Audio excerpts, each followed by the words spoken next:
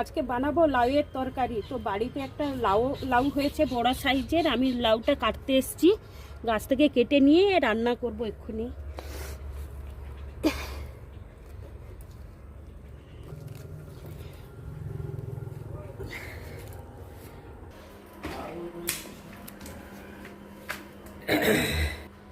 এখন লাউটাকে কেটে নিচ্ছি।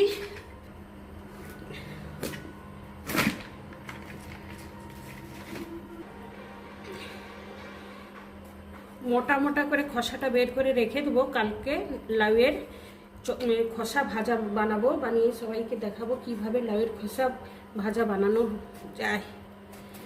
লাউয়ের খোসাটা আমি এইভাবে বের করেছি মোটা মোটা করে, কালকে ওটা ভেজে দেখাবো।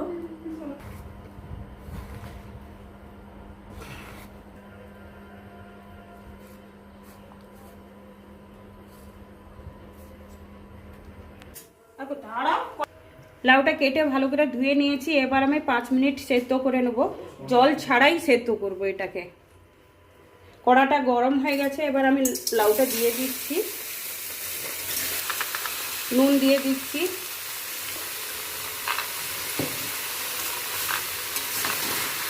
পাঁচ মিনিট ঢাকনা দিয়ে রেখে দিচ্ছি। এখন অনেক জল বেরিয়ে গেছে, লাউটা সেদ্ধও হয়ে গেছে, এবার আমি ঢেলে নিচ্ছি। লঙ্কা ফোড়ন দিচ্ছি, পাতা, 5 ফোড়ন, একটু বেশি লাগবে এখানে, হলুদ গুঁড়ো দিচ্ছি, অল্প একটুখানি আদা দিচ্ছি,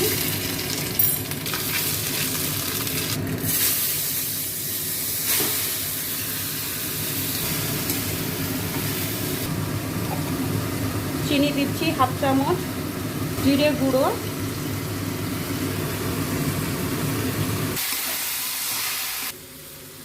হয়ে গেছে তরকারিটা লাউয়ের। আমি এবার উপর থেকে একটু ঘি দিয়ে দিচ্ছি, আর টেস্টও করে নিয়েছি, নুন চিনিটা একদম ঠিকঠাকই আছে।